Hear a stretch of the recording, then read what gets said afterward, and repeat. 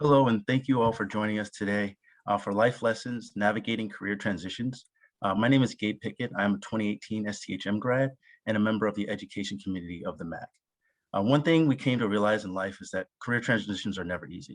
It doesn't matter if you're graduating and looking for your first real job or if you're looking to pivot from one career to the next. The path that lies ahead can often seem very daunting. That's why we created this session to tackle these challenges and demystify the career exploration journey. We have a great session planned for you all today and encourage everyone to submit questions in the chat. We try to get them as we can, but we also hold time at the end to address them. For your reference, today's session will be recorded and available on the MAC YouTube channel and STHM Connections. With that said, I would like to introduce today's moderator, Jamar Root, current STHM Rising Senior and host of the podcast, Root of Everything. Jamar? Thank you so much, Gabriel, for giving me this opportunity. And I'm so excited to kick off this panel, which is going to give me so much light on what it means to have a career transition and to go into the real world after college. And so I'm so excited to introduce these panelists and ask the questions that I really do want to know the answers to. So I'm going to start off by giving a short synopsis of each panelist. So Aria Bias is an entrepreneur, certified professional coach and leadership development executive. In her current role at a real estate company, Morgan Properties, she oversees all professional development programs for the company to support the talent development strategy for 2,000 employees. As a career clarity coach and CEO of Porchlight Coaching and Development, Aria draws from nearly 10 years of experience working in corporate HR, training, and leadership at Fortune 500 company, Marriott International. Known for a warm and inquisitive approach, Aria's passion is to help people move from frustration in their careers to fulfillment by working with them to clarify their values, build confidence in their strengths, and take courageous actions so they can pivot towards their purpose. She also received her bachelor's degree from Temple University and her master's from St. Joseph University. Mr. Dan Van Norton. Dan Van Norton is a manager of football development at the National Football League. He leads strategic initiatives focused on driving participation and engagement in youth, high school, and college football. Daniel leads the pipeline strategy for flag football and college relations efforts with FBS programs. In addition, he assists in the managing existing relationships with football partners and developing new partnerships with external organizations. Dr. Dorsey Spencer is a leadership educator and scholar, student affairs professional, author, and entrepreneur. Dr. Spencer is currently the Dean of Students at Colgate University. He had an array of experiences within higher education in the United States and abroad. He also has a bachelor's degree in sport and recreation from Temple University and master's degree in higher education administration from the University of Massachusetts Amherst and doctorate in higher education from Florida State University.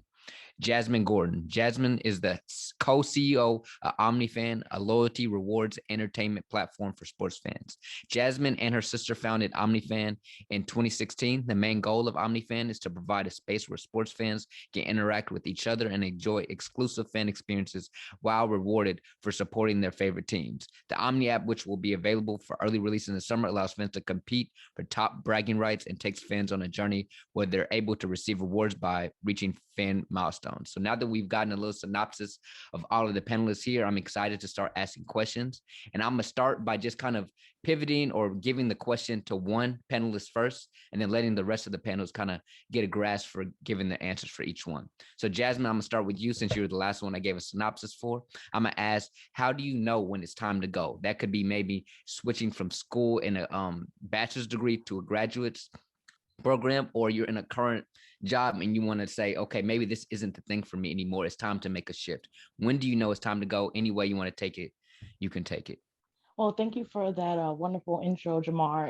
I just want to say it's an absolute honor to be here and on this panel and speaking, with my fellow co-panelists here. And for me personally, I went on a journey when I graduated where the job market was a little tough. So I ended up going to pursue my master's degree. And then long story short, I ended up in a career completely non-related to sports. It was just about, finding a job at that time that would pay the most. But I realized that the key moment for me when I realized that I had to make a move and get back on track with my personal career goals was this just absolute like feeling of dread of going to the office and just feeling unfulfilled. And that's what I realized it all emanated from, feeling unfulfilled. And so I had to take that and take an introspective look at myself and say, okay, how did I get here? Where did I, go wrong? Where did I get off track? And then figuring that out, I even stopped watching Knicks games for a few years. And, for me, I was like, wow, how did that happen? But, things happen, and you make decisions based on your current situation, your current needs. But you do have to make a plan and say, listen, all right, I'm not feeling fulfilled, what can I do? And for me, that was just saying, all right, I'm going to move to part-time employment so that I can have the mental space to be able to think. A big part of it was when you're working in an industry that you don't really enjoy, your brain gets muddled and you don't have the space to really think and say, okay, what do I want to do? So I needed to take that time for myself. And then once I did that, it was just saying, putting in the steps. All right, taking different ideas and saying which one has the most legs, speaking to friends and family, and really just getting to the point where I felt that I was taking my personal goal, my personal dreams of sports, and incorporating that with my career. And that was with starting my own business, OmniFan. So it took a little, it was a journey, to say the least. But that pivotal moment was when I said, I dread going into the office, and figuring out where that feeling emanated from. So I think another thing to factor in is very much what Jasmine said, is leaning into your calling, your passion, right? What did you actually want to do, right? We really don't want to get to a point where you are dreading, right? Where you are dreading going into your job, right? You're not productive. You can't perform at the same level that you want to when you get to that point, and that causes other issues, right? Then you have to start going to performance evaluations and all these other things. So you really do want to pay attention to what gives you energy, and the key part of that is sometimes people, there are ebbs and flows in your work career, right? There's an ebb and flow in what you do. So sometimes you're really going to love what you do, right? And at certain times, in certain projects and certain initiatives, you're going to love what you do. And there are going to be times in aspects of your job that you really don't like, or that you struggle with. And don't mistake just those cyclical low points or things that you don't particularly care for as, I hate this job, right? Or I hate this profession. I think that's important to be able to decipher of, yes, I really love this, I just don't like this one part of my job, right? Like I'm an administrator, educational administrator. I love my interaction with the students and doing that work, but I may not like doing, I'm going to make this, I may not like doing policy or budgets or whatever, but that's part of my job. So just make sure you understand that differentiation of, yeah, I actually do love what I do, I just don't like this particular part of it, and being able to deal with that rather than, this is not my calling and all those different things. Also understand that just because you do something that's not, your job is not necessarily who you are, right? So that's another thing to understand, is just because I work in higher education doesn't mean that's who I am holistically, right? That's a part of my identity and a part of who I am. But I think every person in various parts of their professional career need to do a regular reflection, right? Is this still giving me energy? Is this what I want to do? Understand, what is my trajectory, right? I've been in places where this is really their job, or their career is really just a stepping stone into being something else, right? And it's a way that I need to gather this experience to start my own business, right? To be a professor, to be a consultant, right? So thinking about, what is your career trajectory, and as you're thinking about, is this time for me to go? All those factors need to be taken into consideration before you actually make that leap, because you also don't want to jump into something else and you're like, I hate this too, right? Then you'll start just jumping all around, and that doesn't look good on your CV or your resume as well. To add to that, I 100% agree with what Jasmine said, and Dorsey as well. You definitely want to look at what is giving you energy, but you also want to look at what is draining your energy as well. And so if it's a small aspect of your job, then you definitely, that might just be something that we all have in all of our positions. And if it's something that is a large part of your job, that's okay. You might find that it's not the right fit for you, and then you can start to look for something else. So I think some of the telltale signs that it's time to move on is looking at, are you still growing? Are you still being challenged? There's definitely been times in my career where I've just kind of hit a plateau, and it was a point where I wasn't being challenged. It was, you feel like you can kind of do the job in your sleep at that point. And that's not a bad thing, but it does mean eventually that you are going to need to transition to something else if you are someone that does enjoy that continuous challenge. So if you feel like you've mastered the role, if you're getting great feedback in terms of like performance evaluations and things like that, that might be a good sign that you could take on more and that you can take on more responsibility. And the last thing that I always like to look at when it comes to whether or not to move on from a role is, what is your impact? So one of the questions I usually ask myself at the end when I'm kind of nearing that end of a position, I'm starting to kind of get those feelings, are what am I leaving behind? So what impact have I made in this role? It could be a process, it could be a procedure, it could be, you know, an impact that you've made on your team or people that you have worked with. But you always want to make sure that as you're building your career, especially, that you start to kind of build that reputation of leaving behind a really great legacy, especially as you're representing the university. And if I can add just one thing, I would just say, also maybe even leaning into advisors, mentors that can really inform you on opportunities. So you look at organizations, right? A lot of organizations have board of directors. You know, as you kind of continue to grow and develop in your career, build your own board of directors that can really provide you with the guidance and insight from their experiences, so that way it can help you be more informed in the decisions you make as it relates to your career. And I think as you continue to grow, you know, make sure that your own board of directors are folks, not just, you know, the yes people, but folks who are from different industries, diverse backgrounds, to really give you a lot of, you know, of the information you need to make the successful decisions and choices throughout your career. I think that was definitely some great insight and some things a lot of us can take from. Personally, I took a lot from, and you definitely have to really think of all these things and kind of go deeper in your mind and your feelings to know when it's time to go. And I think for me, to give a student's perspective, even just in the 4 years in college, you're taking these internships, you're taking these experiences. And I think every single internship and every single experience, every single class, the goal to be to grow, the goal to be, yes, you want to fill the resume. Yes, you want to look good when you graduate, but what's the product you're giving to the company when you're done with your 4 years? Did you grow, or did you just put on these things on the resume? And for me, one of the things I learned, and some things that were said by some of these panelists, was growing and not just being there and just doing the same thing over again. I had internships that I was at where I hit a plateau and I knew it was time to go, because I understood this 4 years isn't just about a resume, it's about a growth of a person. I think that's something we all have to focus on and remember what the end goal is. You know, if you're doing something that you don't see yourself doing in the long run, why are you still there as an intern? It's different if you're there, you know, after graduation. But as a college student, if you're interning somewhere, especially with no money, if you're getting intern with no money, find somewhere else where it's more fulfilling and you're learning something else, or maybe you find something that's bigger in your heart. So I'll move on to the next question. I had to give my little 2 cents on the 4 years in college, but I'll go into question directed to Mr. Spencer, Dr. Spencer. And I want to kind of focus on, okay, we know when it's time to go, but let's say we have multiple opportunities. We have 2 jobs that are offering us. We have options here. We're not just looking at just, oh, I want to go, but I have 2 options, 2 paths I can take. What are some ways you can weigh the options and kind of figure out, okay, this is the pluses, this is the minus. How do I figure out which one to pick?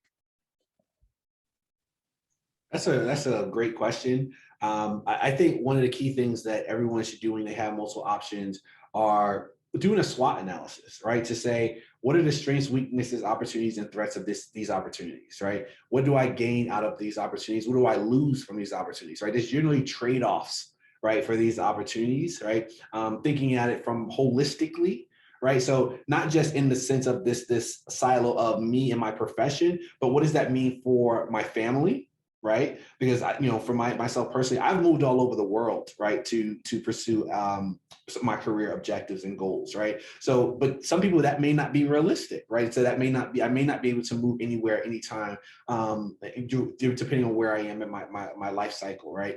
So think about your long-term trajectory, right? Does this fit into my long-term trajectory, right? Or is this just a pit stop, right? I don't encourage people to just look at money, right? Because there's usually other things that will play a factor, right? Because I can move to a place and get double my salary, but I'm in the middle of nowhere and my social life is down the tank, and mentally I'm just a mess, right? Because I don't have anyone to interact with, I don't have any friends, I don't have anyone to connect to. So really taking into account your holistic experience and doing a pros and cons list of those two experiences. Also, you might be able to use some of those options to leverage things in your current option, right? So like you might be able to say, hey, I have an offer from this other institution or this other company in your current company. If you're not pressed to leave, right? If you're pressed to leave, you might just want to decide between those options, but you might be able to go back to your supervisor and say,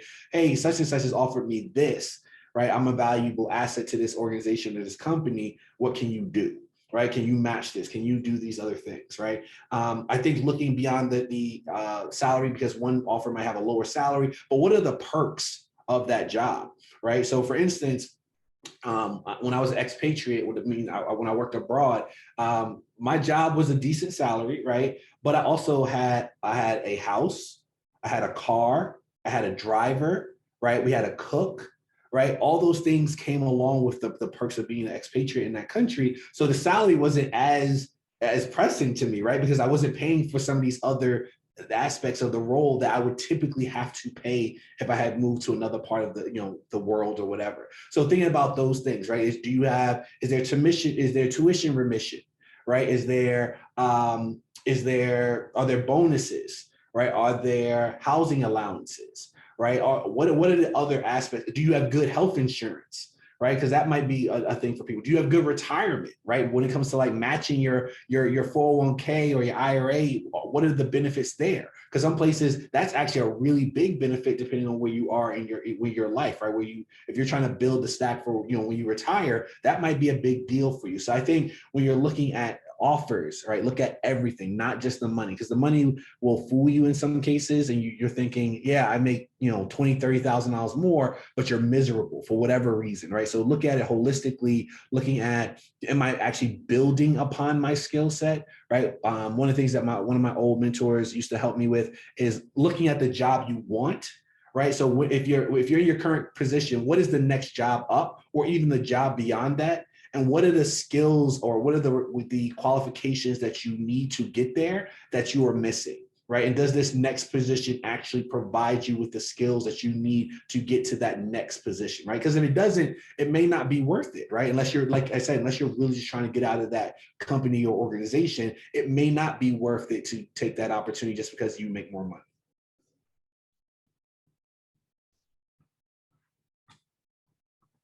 Yeah, and I would actually like to follow up on that, and I absolutely agree with what you said, Dr. Spencer. And it really is, I can't stress enough how it really is a personal decision with each person. It is a truly personal decision, and you're really weighing the salary, the career path, like how far you can go, and family and job location. See, for me, when I graduated, I received an offer to work in Seattle. And that wasn't going to work for me because my family base was here in New York. So I was faced with with job offers that didn't really align with my personal wants, my personal desires. I wanted to work in sports marketing, but of course I was getting sales position offers. And especially in the New York metro area, I realized that it was a very competitive job market, and that within the professional sports industry, there's not much room for growth. When I was interning with the Knicks, I saw people staying in a coordinator position. They're telling me that they're a coordinator for 3 or 4 years. And so I'm sitting there like, okay, when I graduate, I have to take that into consideration, because we obviously want to grow, and that's a big part of our journey in life. And so I also want to point out that I know I had classmates that were receiving, what seemed like the perfect job offers, and they were just falling right in their laps.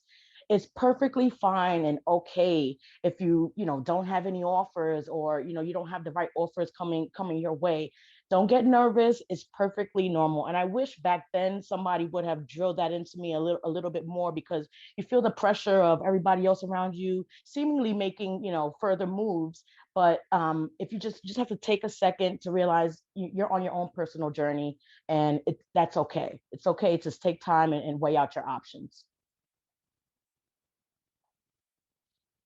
Yeah, and I would just add too, I know from my experience personally, I've had offers that have come up while I'm still employed. So I know, speaking from that standpoint, it's always good to just talk with, like I said, other folks individually. And then like Dr. Spencer has said, understanding your career trajectory, like that map, that plan, where you have, your end goal, your North Star, what you're working towards, and how does this role or experience that I'm being presented with fit into that?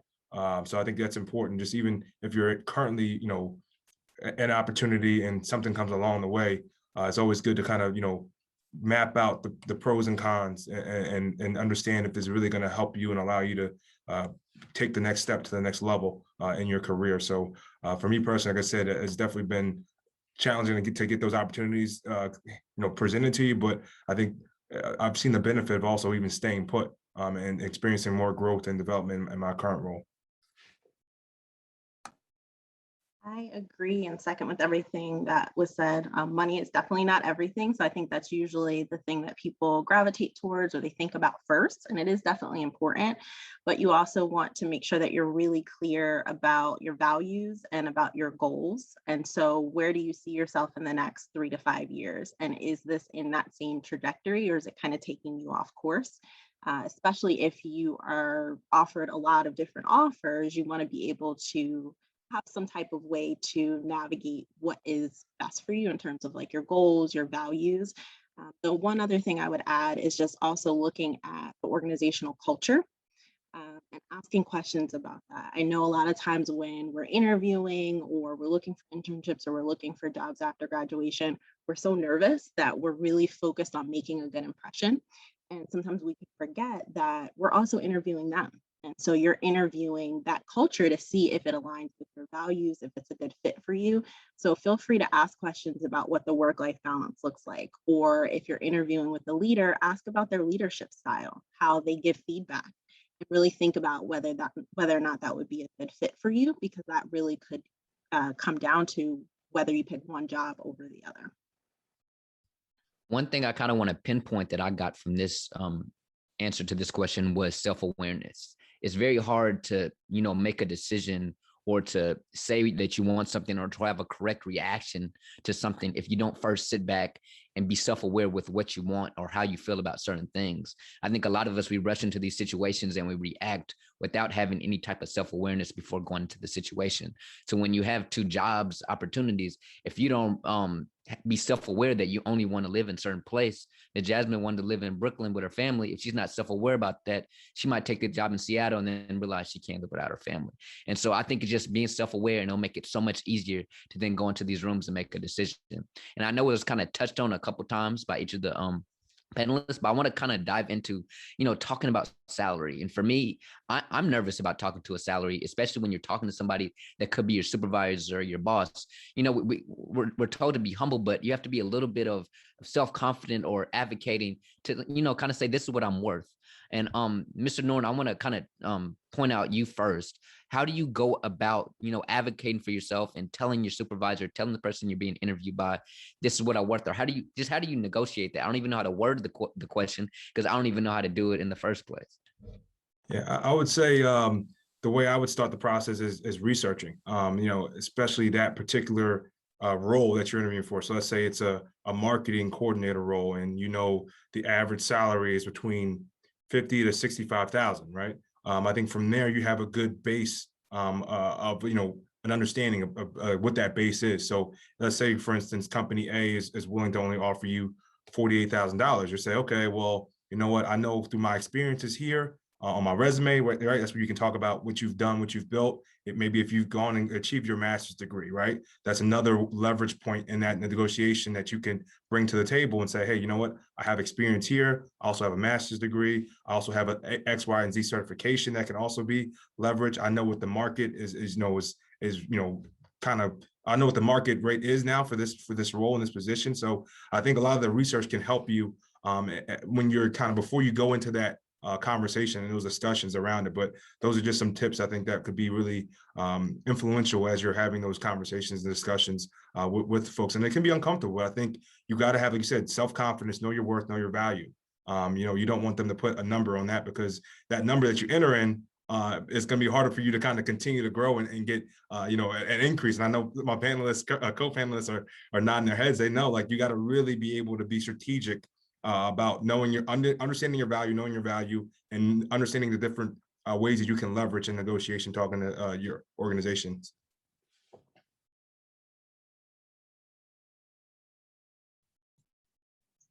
I would add, taking into consideration why, like you, not just saying know your value, but also understand why I should promote you or give you an increase over other people, right? Understanding what did you bring to the table? What were your achievements? Right? A lot of times when you do performance evaluations, you would ask the person, what did you achieve this year, right? How have you improved as a professional, but also how have you improved our division or company or organization, right? So being able to rattle off some of those statistics and keeping track of those things, right? Some of it, a lot of times it's quantitative data, like I've increased my sales by X, Y, and Z, right? Or our athletes are doing better because of these things, right? Being able to track that information so that you actually can lay out evidence for why you should be able to negotiate. If you're coming in new, fresh, like a recent graduate, you really do need to do your research, right? Because I know we're Temple grads, we're hot stuff, but when it comes to the market, sometimes graduates have unrealistic expectations of where they're going to make. I'll put it out there. When I graduated from Temple, I made $30,000 a year, right? In my head, I'm like, yeah, I'm big stuff. I should be making 50, but that's not what the market would bear, right? The market was not going to pay me $50,000 coming into an entry-level position. So being realistic, because I think sometimes people set themselves up when they come into these spaces and it's like, I need to make this. It's like, well, if no one in your field is making that at that level, then you're going to get kind of laughed out of the situation of like, this is what it is, take it or leave it, right? So thinking through that kind of stuff of, can you figure out what the person before you made, right? Is there a way you can do that? That's always helpful because at least they have the budget line for it most times, right? Understanding the cost of living, right? Because if your job is not keeping up with the cost of living, that is an argument for you to get a raise, right? Like it's very different than my previous role. I was in Florida, right? The cost of living in Florida is considerably lower because we don't have state income tax, right? And then I moved to New York, right? So it's like, well, I have all kinds of taxes now, right? Like living in New York. So thinking through things like that and being able to justify when you're either made an offer, right? And you're trying to decide if you're going to accept an offer or you want to counter an offer. And then also one trick that I've always learned is ask for more than you actually expect to get, right? In some cases, but not don't go crazy, right? Like if you want to make 70, right? Say I need to make 75, right? And see if they can come down and meet you at 70, right? Also the saying, closed mouths don't get fed, right? Be sure to ask for what you think you actually need in order to perform your job adequately.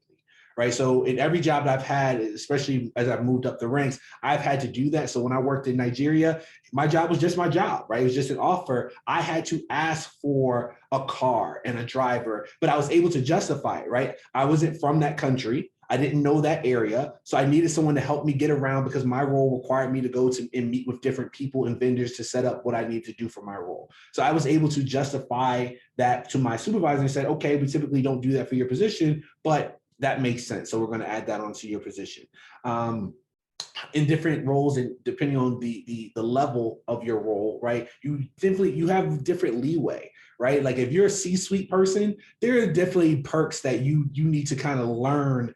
And that's where that board of directors comes into place, right? They can help you understand what you should be asking for in different positions because they may either supervise a position like that and they know what the benefits typically are for that type of position, or they know from their own experience, yeah, you should be getting this in that role, right? So you're leveraging different things, your knowledge and research that you did, leveraging your board of directors. It's also important to understand the difference between, sponsors and mentors, right? Because you actually want to be able to use both when you're trying to figure out your negotiation. Because a sponsor can just open up a door for you, right? And they can just say, yeah, you need to hire that person, but they also may have the knowledge you need to make sure that you negotiate what you need to negotiate. So I think it's a lot of knowledge, right? Gathering knowledge, but also providing hard evidence that you are worth the increase in pay, right? Because if you come to me and say, one of the things you'll hear sometimes as you progress your career and you might be supervising is, oh, I've been here for a long time, I should get a raise. That is literally the worst answer you can ever give to your supervisor for getting a raise. Oh, I've been here for a few years, I should get a raise. It's like, so, right? Like you're doing your job. I'm paying you with your job. Like, don't ever say that to a supervisor. Come in with some actual hard evidence of why you should get an increase, and that'll generally go much, much better for you. I agree with Dr. Dorsey, Dr. Spencer. One of the things, there's a few of the things that I would add to that. If you need help in terms of knowing kind of what the market value is, some of the websites that can help are payscale.com, glassdoor.com. My favorite is salary.com. That is just, a baseline that you want to kind of come in with that knowledge to help you so that you can kind of navigate and you're within a reasonable range. You do want to pick the top of the range, knowing that they're probably going to come down from that.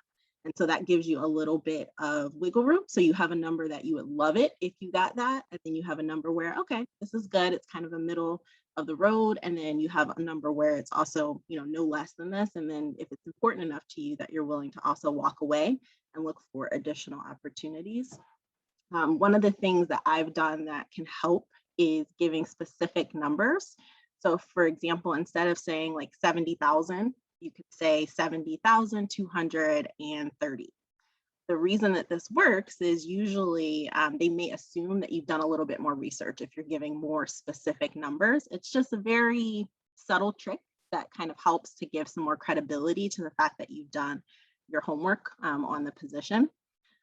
Also thinking about things outside of money. So if you do hear a no, then, which is not uncommon when you're doing salary negotiations, then coming back with some of the additional things, like Dr. Spencer mentioned, like, are you able to get a driver? Are you able to get dry cleaning? Can you get free parking?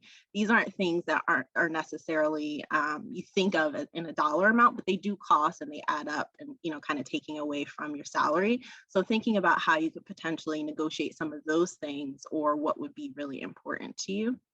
I think another thing to think about when it comes to salary negotiation is that there's usually wiggle rooms. The first number that they give you most of the time is not the final number. They anticipate that you're going to negotiate or hopefully will negotiate.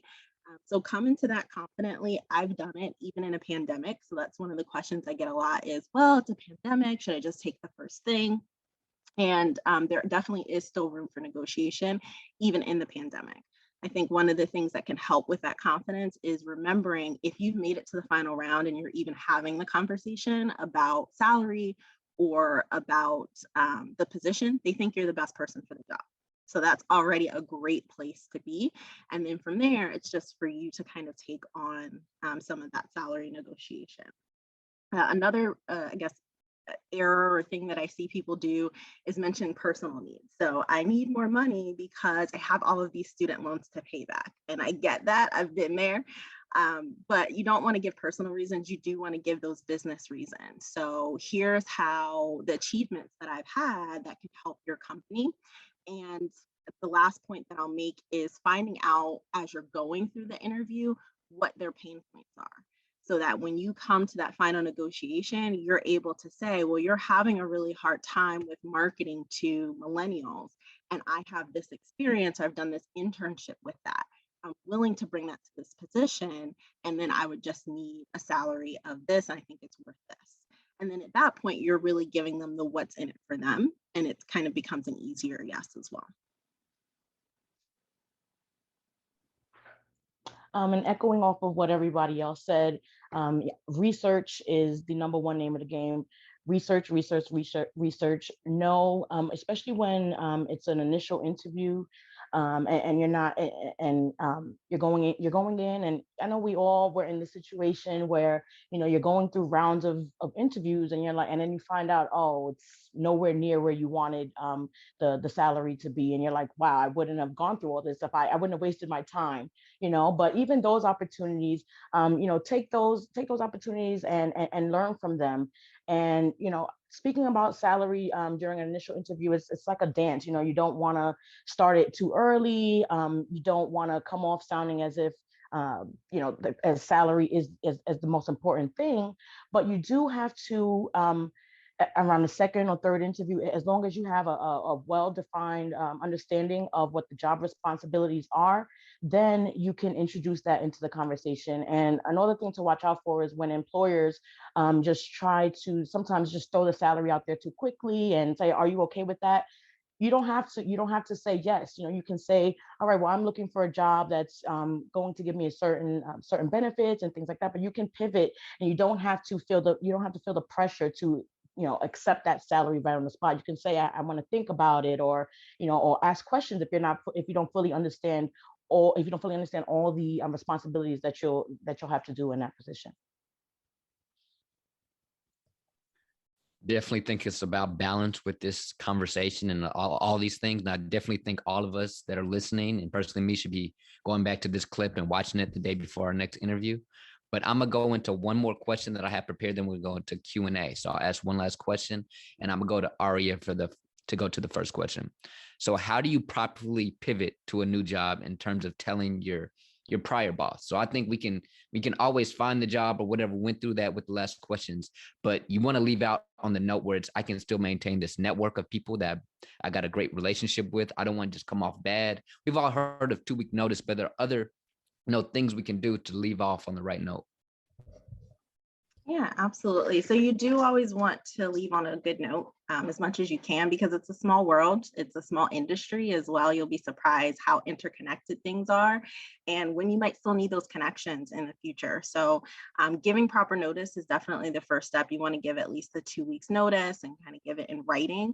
You also want to be very appreciative and even specific about some of the things that you've learned or gained from the position.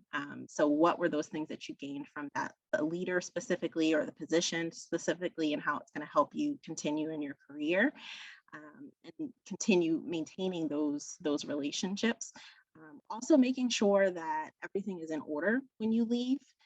So whether that's maybe you need to train someone that's also in your department or on your team to help them transition to take over some of the responsibilities, just being open and available to do all of those things to leave the company in the best possible position so they can make that transition as well. So I would say those are kind of the most important things. Yeah, following up on that, I would say my number one motto is just be open and transparent. Yeah, I know it's uncomfortable when you're speaking to one of your bosses about asking for more money or telling them that you want to leave, but you'll be surprised how receptive people are when you just shoot them straight sometimes. And if you're a hard worker and a good person, most of the time your bosses, they want to see you do well. So if they'll understand, like, okay, maybe it's not going to be here, but they'll be more than happy to give you a recommendation, because you did things the right way. So more than likely, most times, if you're a hard worker, people want to see you do well. So just be honest, shoot them straight. And as Aria mentioned, give your 2-week notice. You definitely don't want to burn bridges when you're leaving. The transfer of power is a major thing. Everybody's been there before. When everything that goes wrong, they blame it on the person that left.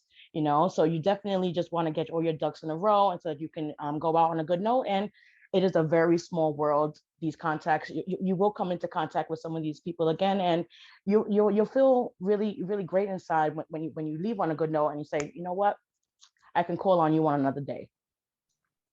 I mean, also there's a adding to what they've already said. There's also an empathetic component, right? Like exit how you would want people to exit for you, right? Like don't be that person that's like, oh yeah, my last Friday is in 2 weeks. I'll see you later, right? We've had those people who are just like, deuces, I'm out of here, right? 2 weeks, right? And they don't nothing else. They don't want to tell you anything else. They don't want to, and those are the kind of, that's not what you want to do, right? That's not how you want to exit any company, even if it's a company you don't particularly care for or like, right? You still want to do your best to leave on a positive note if you can. I work in higher education. Higher education is, even though there are thousands of institutions, it is a very small world, right? So it is very easy for someone to connect with someone that you worked with or you've worked with through a professional association or something to that effect. Say, hey, tell me about this guy. And they're like, that guy just one day just picked up and left, right? No one knows what happened, right? So just be mindful of those type of things. Close out what you're supposed to close out, right? Leave things in order, the way that you receive them, hopefully, right? That you receive them in a place, and even better, right? And I've always also been a fan, and maybe everyone's not comfortable with this. I've been always very transparent with my supervisor when I was job searching.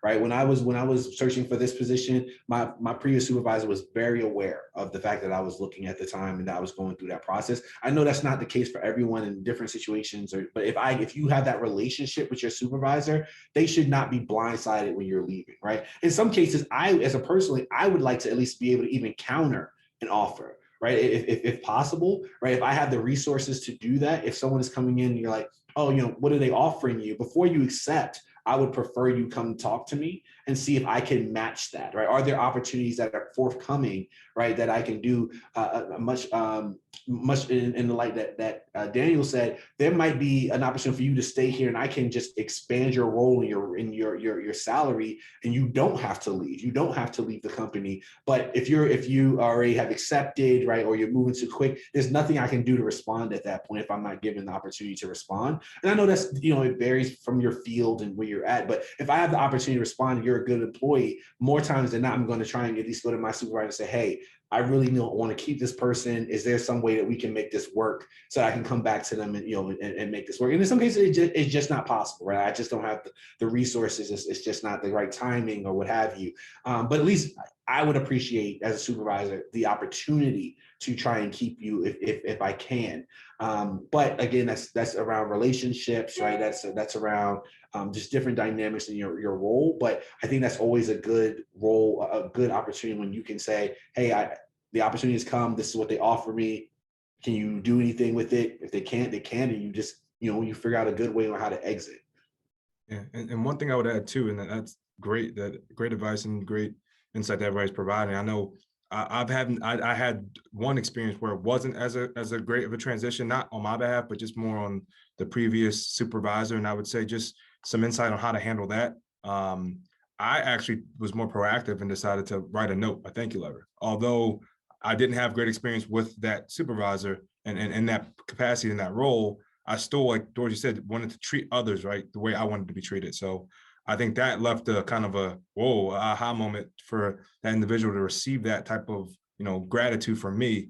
Although I didn't primarily receive it in the same way. So I would say that's one area. If you're looking at ways where you may not have a smooth transition out, that could be something that can help. And also even maybe communicating with some coworkers and colleagues. So, if you have that checklist, like Aria was saying, you can even pass it on to your coworkers who are staying. So that way, if communication gets lost and translation in terms of who the new person is coming in to replace you, hopefully that colleague that you built a good relationship with in your office can then provide that information to the new person coming in and prevent any landmines or bumps for their transition to the new job.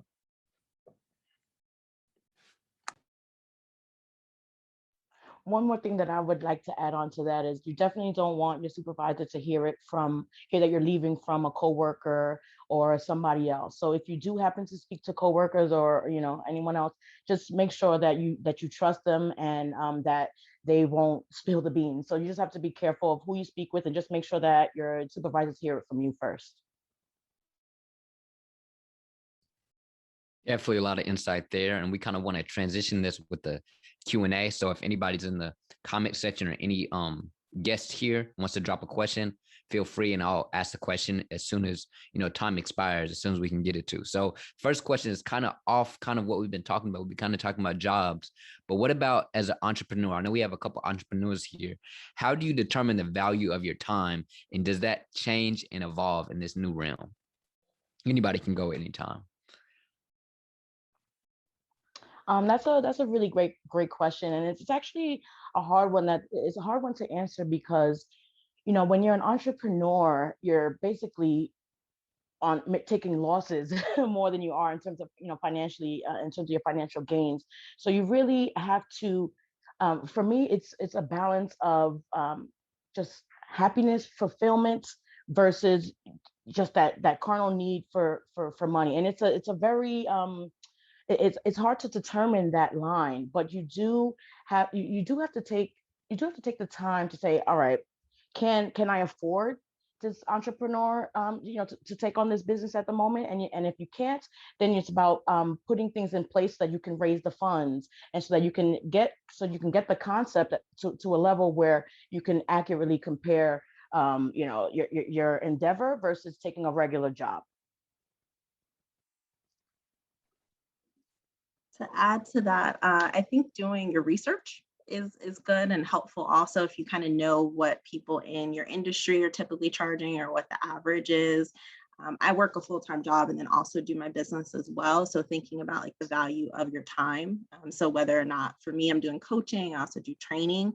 And so thinking about what you would charge for that, but also the preparation time that goes into it beforehand, any materials you have to put together. So thinking about it holistically and not necessarily just the one thing that you're delivering, but everything that comes before that, everything that if there's follow-up or things that come after, and then thinking about what you would really need to be able to do that. And then also a goal. So if you have a goal to make, let's say, $20,000 or $30,000 in a year, how would you divide that up? And then what would you need to charge to get there, to get to that goal? I think that's a very good point, is that you want to do your best to not operate at a loss, right? So that's the part where you really do want to think about those things, right? Because for instance, sometimes I will speak for different groups, right? They'll ask me to come and speak, and I may charge a fee for that as a part of my I guess entrepreneurship. But if I have to take off, right? Am I losing money by taking off, right? If I have to travel, right? And is that automatically tied into it, or is that something? I mean, during COVID, you don't really do as much traveling, but factoring all those things, right? Because it's like you're also thinking about, do I spend time away from my family, right? That should be an extra fee, right? If I have to travel across the country, I can't see my kids or something like that. Factoring all those things, because these are what the big speakers do, right? So like for I've been with speaking. There are speakers who make $80, $90, $100,000 to talk for 45 minutes. Right? About whatever, right? There are speakers who make $20,000. Like, I don't know if you remember, what's the lady's name? Snooki, right? Back in the day, Snooki was making $20,000 to come speak to a college audience, right? So thinking about things like that, think about what the market would bear, right? So you definitely want to do an idea, but you also don't want to lowball yourself. Now, there are times where you might want to help somebody out, right? Like someone who might have helped you out or might open the door, right? You also want to think about long-term. Can this person open the door for me in other areas where they may not be able to pay me exactly what I'm looking for? I still make a little bit of a profit, but they can introduce me to other people or open up a market for me that I don't currently have penetration on, right? So thinking more, 30,000 foot, right? That everything is not about the money. There might be times where it's like, I'm going to do this one for free, but there's been times where I've been to conferences and the speaker may have spoken for free, right? But it exposed them to dozens, if not hundreds of schools, right? That now want to bring that speaker and now they're getting paid for real.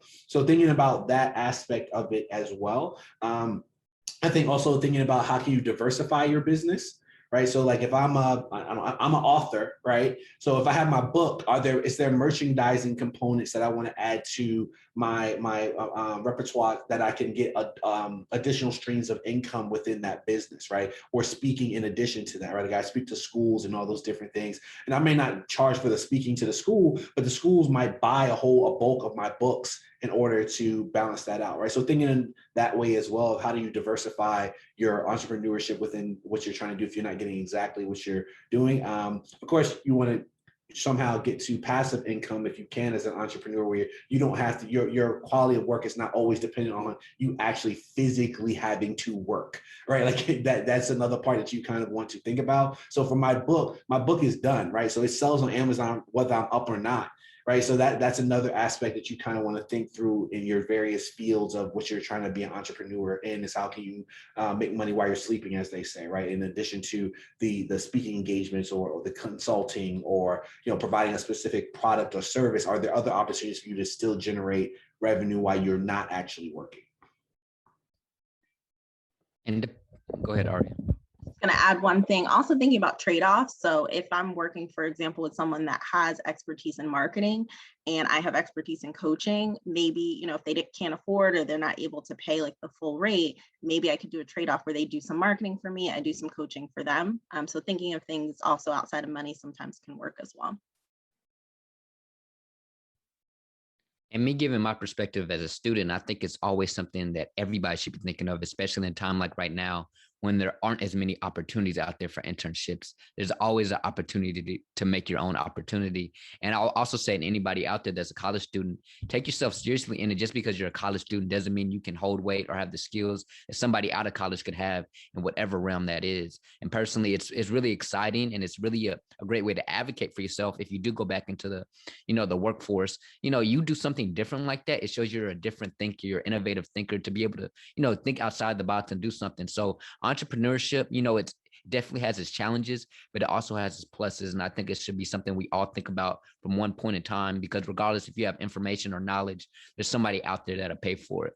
And so I just want to thank all of the panelists on behalf of MAC and SCHM for all the knowledge we were able to obtain today, and all the knowledge that I'll be looking at in the future with it being recorded online. So if y'all are, catching it at the end, don't be afraid to catch this on YouTube, on Mac's YouTube channel.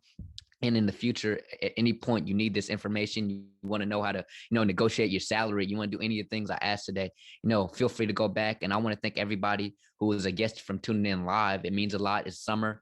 We finally got out of college. It was hard this year, but we came out and you wanted more information. So I just want to appreciate everybody for tuning in. It's been a great day. It's the middle of the day and we had a great day already. So I want to appreciate that. And that's how we closing it out.